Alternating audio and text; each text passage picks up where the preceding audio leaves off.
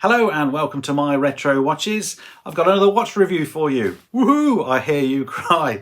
Now then, I've picked something this time that I think a lot of you will like, or at least appreciate. Now it is from the Far East and it is also available on AliExpress, and that is because AliExpress themselves contacted me, asked me if I'd like to do a review of a watch of my choosing for their November the 11th sale. Hence the reason this video is going out on November the 11th. Now they gave me a list. There's 20 to 30 watches on there. Many of them were homage and some of them were stuff that I didn't really like. And I was thinking of the channel genre and what I'm into, so I picked something that I think we'll all appreciate. Now this thing has got its own design. It's completely original. It's got plenty of history behind it too. It is potentially powered by a Swiss movement, and it's a column wheel chronograph. So, if you've not guessed it already, ladies and gentlemen, may I introduce to you the Sea-Gull 1963. Okay, so first of all, the disclaimer. This watch has been sent to me for free. I don't have to return it, so therefore you will see the paid promotion on the screen when the video has started.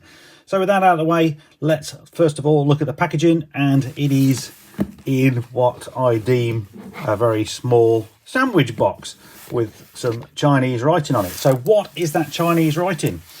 I've got Google Translate here, and we're going to align that text, and it says China Aviation Watch reissue. Well, that's pretty true. I'll tell you a little bit more about that story later on. So this is what's inside the sandwich box. We've got a spare leather strap. It comes on a NATO. Of course, there's the watch. We'll look at that obviously in great detail in just a moment. We've got a polishing cloth. We've got a spring bar tool that I'm never going to use. And we have instructions on how to use a chronograph. I'm not going to use those either. And we've got what I guess is the guarantee card. Yes, it's the guarantee card. It's giving us 12 months guarantee. Now, there's one thing on here. It says the Hong Kong Timepiece Co. Limited. That is not Sea-Gull. And there's a lot of debate on what is an original Sea-Gull and what is not. I think they're made under license. There is a video, a good video done recently by Just One More Watch, a guy called Jody, who goes into it in great detail actually as to what he thinks is right and wrong, and I'll leave a link down to below because I'm not getting into all of that. You'll be able to watch that and understand it in a bit more detail. So let's have a closer look at the watch. So here we are. It is a double registered chronograph, as you can see. The right hand is the counting minutes if the chronograph was running, which makes this movement a 30-minute chronograph. And of course, we've got a running seconds there on the left, which is a very nice feature. I love the champagne coloured dial. It's got blued hands, as you can just about see there across the beam of light. We have a mixture of a dagger and Arabic numerals as the indices, and they are gold, or at least gold in colour. And I think that's a very nice, well-proportioned watch, and it's very true to the original. This is not trying to be something else, it's only trying to be itself. But the main feature of this watch, of course, is the movement, and that's what I want to show you now. So before I take the watch into some better light, I just thought I'd quickly show you a sneak peek, if you like, of that movement. It is absolutely gorgeous. Even though the blued screws are probably just pretending to be blued, you cannot deny that that does look nice. So let's go outside, let's have some better shots. I'll tell you the history of this watch and more about that movement.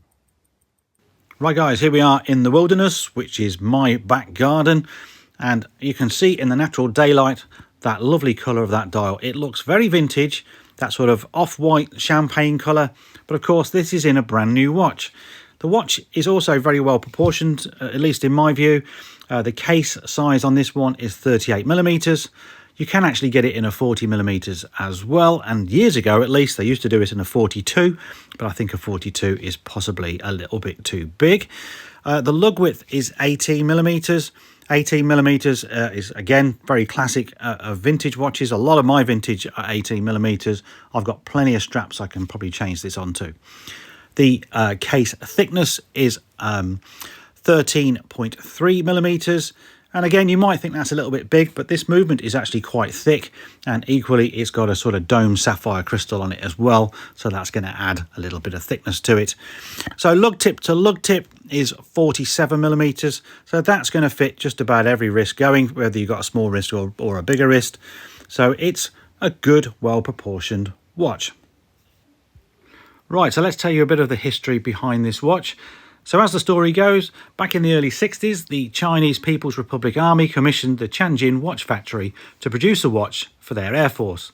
And at the same time, the Swiss movement manufacturer Venus was selling all the tooling and the plans for their caliber 175, which was a column wheel chronograph movement, which they'd used extensively in the 40s and 50s, but they were now developing a new one, so they were trying to sell this old one off.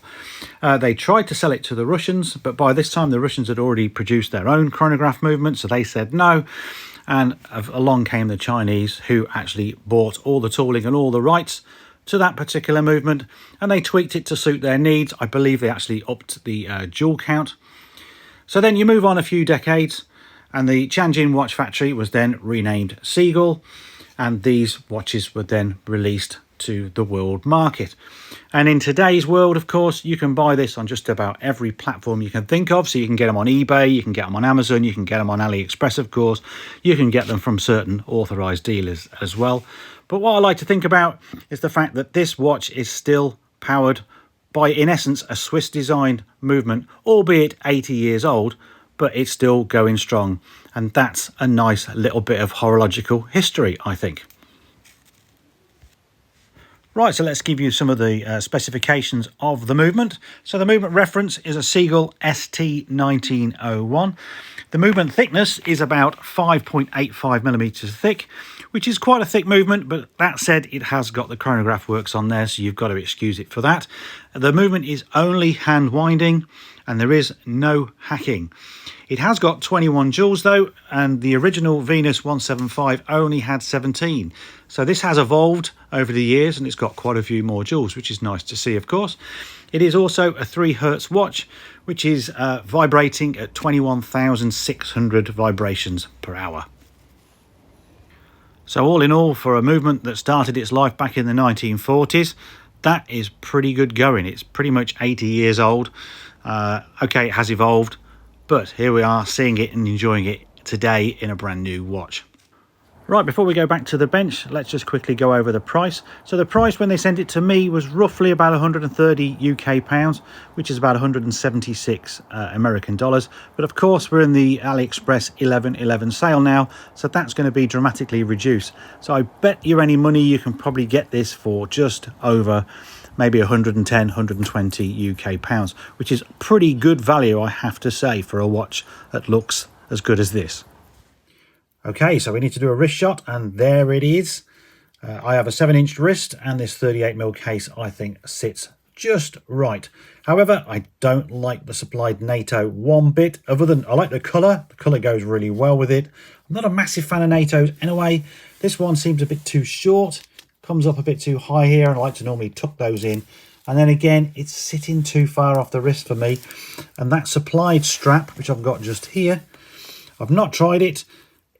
I don't know. I think it goes, but it just, the thing needs a better quality strap, let's face it. And that's what I'm going to give it. So if you're going to buy one of these, make sure you buy yourself a better strap to go with it. But of course, I'm really into the movement on this one. So let's see how accurate it is. Let's put it on the timer graph, put it to test. So here we are on the time graph. I believe the lift angle is 52 degrees. So let's kick it off and see what we get. So we are dial up at this moment in time, and we're getting, so far, a very respectable watch. Look at that, minus 5 seconds. That seems to be leveling out a little bit as well. Beat error is minimal, amplitude is nice and strong. Now this is fully wound as well. So are we seeing those Swiss designs from the 50s and the 40s in full effect here? Let's give it a bit of a test. First of all, I'll just turn it over so we can go to dial down, which generally improves things on a watch, I've found. But what we're looking for is a deviation in that line, whether it's going to go berserk at a certain point. And so far, that is still pretty steady, isn't it? Let's face it. So I'll just flip it back over and we'll try and stress it somehow. Turn it to that. Just wait for the reading to come on the page again. There we go. So we get minimal distortion. We'll go crown up. That's usually a good stress test. And it's just starting now to run a little bit slower, isn't it? There we go. But is it going to level out? I think it is. Honestly, this is impressing me a lot. And then we can go all the way around like that. Excuse my cable.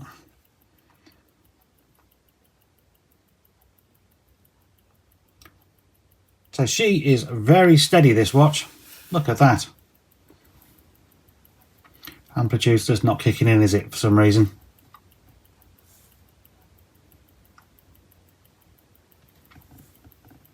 So why is that, I wonder? We have slight more beta right now, don't we, as well? So this is, in theory, trying to work it out. This is pendant down, isn't it? I always get myself confused. So a good stress test. I'm a bit worried about why I can't find an amplitude now. There we go.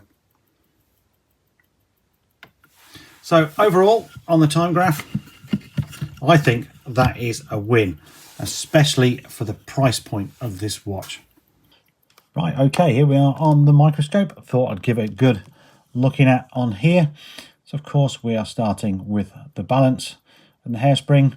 All looks nice and clean. Funnily enough, I've gone really close in on the shock jewel there, and it's just a cloudy jewel. I don't know why it's not as clear as most jewels, but maybe that's the budget going on there. Of course, it looks a bit dark. I'm afraid this is actually saturated in light, but we get so much reflection that it doesn't always quite come through. So here's some of the faux blued screws, but they still look very effective in my opinion. And the finishing isn't all that bad, to be honest with you. I don't think so anyway. So if we go over here, this is just the running seconds that you can see being controlled there by those two wheels. And then somewhere up here, there we go. That is the column wheel. So that's what the movement's all about. And this controls the start and stop functions for the chronograph. And there's also a lever that will go in there on the reset as well. So if I press the start of the chronograph, you'll see this lever here, look. It's going to engage with the column wheel. It's going to click over. And then if we go down here, we can now see that the chronograph second hand, which is on that main wheel you can see in the screen there, has now connected to the center one there and is running. And then again, if we go back, press stop, and that has stopped.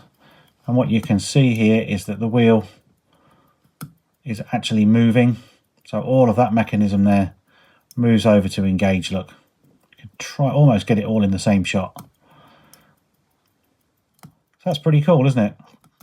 And then for resets, if I press the reset, you'll just see on the column wheel here, that's just the lever moving really, and it goes in to that slot. But what's really happening is that hammer, that big arm, is coming in. I need to stop it first. Hits the heart and centers the hand back to 12. So look, you know, this watch is just over £100 and you're getting a movement that's as cool as this. And what I think is so good for this, certainly for our hobby, is that you can buy this chronograph watch for say £110, £120, and then you've got essentially a version of a Swiss chronograph movement that if you wanted to practice on or learn on, you could take this apart and try and reassemble it and not be fearful of losing parts, breaking something, and the value of the watch itself. Because if you were trying to buy a Venus 175 version of this in a Swiss movement, for instance, you'd be paying big money and you'd want to get it serviced professionally because you wouldn't dare touch it. But with this, I feel that as hobbyists, this is a good way in to trying to learn a chronograph movement. So two ways of buying it because you like the aesthetics, or buying it because you actually want to learn the mechanics. Because let's face it, where are you going to get a double registered chronograph hand wind movement like this on a column wheel for that sort of money in our hobby? You just aren't. So you know, hats off to these. I think they're very good value. So there we go. You've seen it under the microscope.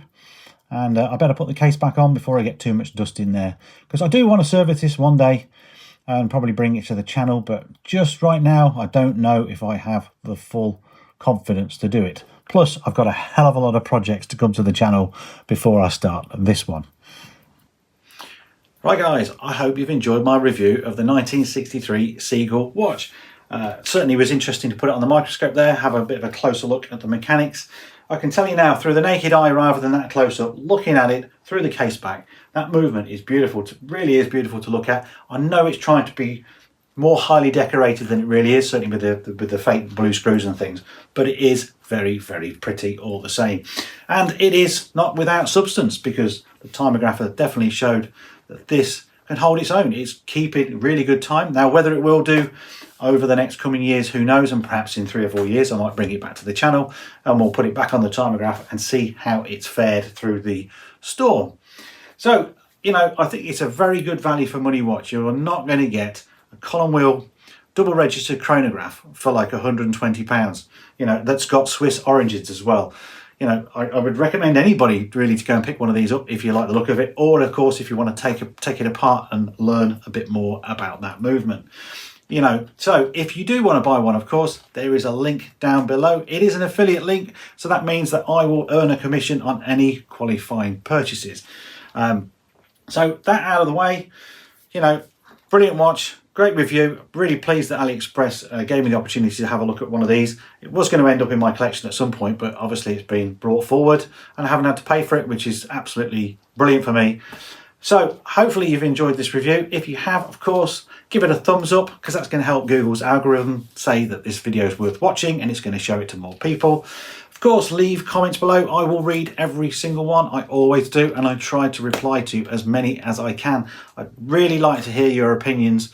I'm sure some of it's going to be split. Some people won't like it. I hope that a lot of you will, and I've actually brought some value to the channel by reviewing this type of watch.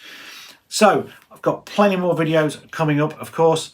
We've got to do a bit more on the Seiko bullhead. If you're following these videos as I put them out, that's hopefully going to be coming in maybe 3 or 4 weeks time, and I've got something else to come before that as well, which I'm hoping you're going to like. So like, subscribe, click the bell button, leave comments. I'll see you in the next video very soon. Bye for now. Thank you very much.